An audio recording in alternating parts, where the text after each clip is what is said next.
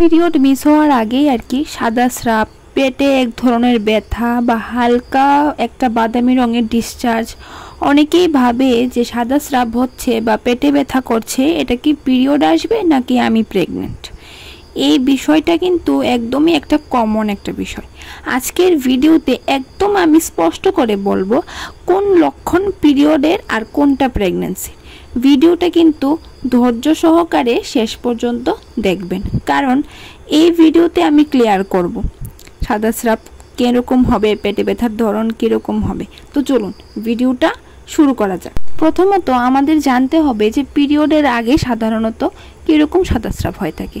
যেহেতু পিরিয়ডের আগে আমাদের শরীরে অনেক কিছুই একটা ধারণা দেয় বা জানান দেয়, যে অনেকের শুনেছেন যে প্রি মেনস্ট্রুয়াল সিনড্রোম বলে একটা হয়, যেটা আমারও আছে, এটা আমিও ভুগি। কারণ আমারও পিরিয়ড হওয়ার আগে আর কি মাথা ঘোরা, বুকে একটা ব্যথা, তারপর তলপেটে ব্যথা, মানে প্রেগন্যান্সির মতনই লক্ষণ। তখন কিন্তু আমাদের হরমোনগুলো আরও একটু ইনক্রিজ হয়ে যায়। তখন আমাদের আর কি পিরিয়ড আসার আগে একটা স্রাব যায়, সেটা হলো একটু ঘন বা চটচটে টাইপের স্রাব হবে। এটা দেখলেই কিন্তু বুঝবেন যে আপনার প্রেগন্যান্সি কনসিভ হয়েছে। দাঁড়ান, এখানে আবার একটা কিন্তু আছে। ধরুন প্রত্যেক মেয়েদের ক্ষেত্রে কিন্তু এক ধরনের স্রাব যাবে না, এটা কিন্তু কোনোদিনই সম্ভব না। আমাদের চারিপাশের যে মহিলারা আছে বা মেয়েরা আছে, তাদের কিন্তু এক ধরনের স্রাব সবসময় যায় না। এটা অনেকে যদি কমেন্ট করে যে বলেন যে আপু আমার তো এরকম স্রাব যাচ্ছে, আমি কি প্রেগনেন্ট বা পিরিয়ড হবে, এটা কিন্তু আমি বলতে পারবো না। কারণ আমি কেন বলতে পারবো না, এটা হলো একটা স্বাভাবিক একটা ধারণা যে পিরিয়ড আসার আগে ঘন চটচটে স্রাব যায়। সবার ক্ষেত্রেই যে একই ধরনের স্রাব হবে এটা কিন্তু ঠিক না, কারণ এটা কিন্তু ডাক্তাররাও বলতে পারবেন না। এটা একটা স্বাভাবিক, অনেক মেয়েদের ক্ষেত্রে ঘন চটচটে স্রাব যায় পিরিয়ডের আগে। তাহলে আমি এই বিষয়টা আপনাদের ক্লিয়ার করলাম যে এটা সবার ক্ষেত্রে নাও হতে পারে। এখন বলবো যে প্রেগন্যান্সির শুরুতে সাদা স্রাবটা কীরকম হয়। প্রেগন্যান্সির শুরুতে সাদা স্রাবটা অনেকের জলের মতো হয়, সাদা জলের মতন হয়, পাতলা অনেকটা ক্রিমের মতন হয়, কিন্তু এই স্রাবের মধ্যে কোনো গন্ধ থাকবে না। আর আমাদের আরেকটা কথা এখানে ভুল হয়ে গেছে, যে পিরিয়ড হওয়ার সময় কিন্তু যে স্রাবটা হয় এটার মধ্যে একটা গন্ধ থাকে। এই গন্ধটা মানে একদমই বাজে বলবো না, একটা গন্ধ থাকে, সেটাই আমাদের জানান দেয় যে আমাদের পিরিয়ড আসবে। কিন্তু প্রেগন্যান্সির সময় কিন্তু সেরকম কোনো গন্ধ থাকবে না, তাহলে বুঝবেন যে আপনার প্রেগন্যান্সি কনসিভ হয়েছে। আর প্রেগন্যান্সি কনসিভ হলে শুধু স্রাব দেখেই বুঝবেন এমন তো কোনো কথা নয়, আপনাদের তো আরও অনেক কিছু সিমটমস হবে। যেমন পিরিয়ড হওয়ার আগে অনেকের হালকা বাদামি মতো ডিসচার্জ যায়, এটা 1 থেকে 2 দিন। কারণ অনেক সময় আর কি ওভুলেশনের ডেট, পিরিয়ডের ডেট অনেক কিছু মিলেই আর কি আমাদের ইমপ্লান্টেশনটা যেহেতু হয়, ইমপ্লান্টেশনটা সব দিন হয় না, মানে যে কারেক্ট ডেটে হওয়ার কথা ওই সময় কিন্তু হয় না। সবার ক্ষেত্রে এটা ভিন্ন ভিন্ন হতে পারে, তার জন্য স্রাবটাও এরকমই। প্রায় ভিডিওতে আমি কমেন্টে পাই যে পেটে বা কোমরে ব্যথা। দেখুন, পিরিয়ডের আগে ব্যথা সাধারণত শুরু হয় মাসিকের 1-2 দিন আগ থেকে। পেটে হতে পারে, কোমরে ব্যথা হবে, থাইয়ে ব্যথা হবে, এগুলো কিন্তু পিরিয়ডের 1-2 দিন আগ থেকে হতে পারে। এখানে আরেকটা প্রশ্ন হলো যে প্রেগন্যান্সির সময় পেটে কীরকম ব্যথা হবে। প্রেগন্যান্সির সময় বাচ্চা পেটে আসলে কীরকম ব্যথা হয় আমি এই ভিডিওটা করে রেখেছি, চাইলে এই ভিডিওটা ক্লিক করে আপনারা দেখতে পারবেন।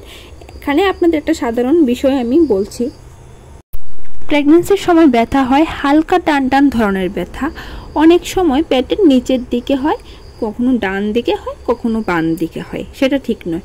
অনেকের কিন্তু প্রেগন্যান্সির সময় ব্যথাও হয় না। যেমন আমি প্রেগন্যান্সি কনসিভ করেছি, আমার কিন্তু সেরকম কোনো ব্যথা ট্যাথা আমি পাইনি। অনেক মহিলাদের হালকা টান টান ধরনের ব্যথা হয়, এটা হলো প্রেগন্যান্সির আসল ব্যথা। আর যদি ব্যথা খুব তীব্র হয় বা রক্তপাত বেশি হয়, সেটা হতে পারে মিসক্যারেজ বা অন্যান্য লক্ষণ হতে পারে। তার জন্য বলি, আপনাদের যে কোনো প্রিকশন নেওয়ার আগে আপনারা প্লিজ ডাক্তারের পরামর্শ নেবেন, এটাই কিন্তু একটা আসল। যদি আপনাদের পিরিয়ড মিস হয়, ধরুন মাসিক নিয়মিত হলে 1 সপ্তাহ মিস হলেই কিন্তু আপনারা কিট টেস্ট করতে পারবেন। অনেকেই আমাকে বলেন যে মাসিক তো আমার 4 দিন হলো বন্ধ, 5 দিন হলো বন্ধ, অনেকের আর কি 2 দিন হলো বন্ধ। হ্যাঁ, অনেক মহিলাদের 2 দিন হলেও বন্ধ হলেও যে কিট টেস্টে নেগেটিভ আসবে এরকম কোনো কথা নয়, কারণ আমাদের ডিপেন্ড করে এসসিজি হরমোন। এসসিজি হরমোনটা যদি তাড়াতাড়ি ইনক্রিজ হয় তাহলে কিন্তু পিরিয়ড মিসের একদিন পরেই কিন্তু অনেক মহিলারা টেস্ট করে। এটা কিন্তু একদমই স্বাভাবিক, 2টা লাইন আসে। কিন্তু ডাক্তাররাও এটা বলে যে সবসময় আর কি পিরিয়ড মিস হওয়ার 7 দিন পরেই প্রেগনেন্সি টেস্ট করতে, সেটা একদম সম্ভাব্যযোগ্য রেজাল্ট আসে। অনেকেই বলে আমাদের তো মাসিক অনিয়মিত, আমরা কি করব। দেখুন, মাসিক অনিয়মিত হলেও কিন্তু আমাদের যে প্রেগনেন্সি কনসিভ হয় তাহলেও কিন্তু আমাদের অনেকগুলো লক্ষণ দেখা যায়। আপনি তো বুঝতে পারবেন যে আপনার প্রত্যেক মাসে কীরকম বডি সিমটমসগুলো হয়, বা এই মাসে আপনার কীরকম বডি সিমটমসগুলো হয়। একটু মাথায় খেলাবেন আর জিনিসটা একটু বোঝার চেষ্টা করবেন, কারণ শরীরটা আপনার যেহেতু আপনার শরীরটাকে একটু বুঝতে চেষ্টা করুন, তাহলেই দেখবেন এটা একদমই কোনো ইম্পসিবল জিনিস নয়, এটা পসিবল। আপনারা মাসিক অনিয়মিত হলেও কিন্তু কিছু সিমটমস দেখেও কিন্তু আপনারা একটু বুঝতে পারবেন যে আপনার প্রেগনেন্সি কনসিভ হয়েছে। এই লক্ষণগুলো যদি আপনি দেখতে পান তাহলে কিন্তু আপনি সকালবেলার ইউরিন দিয়েই কিন্তু আপনি টেস্ট করবেন, সেটাই কিন্তু একদম ভালো রিপোর্ট আসে। তারপর একজন গাইনোকোলজিস্টকে দেখান। যদি নেগেটিভ আসে, তার লক্ষণ থাকে, তাহলে 48 ঘন্টা পরে আবার টেস্ট করুন।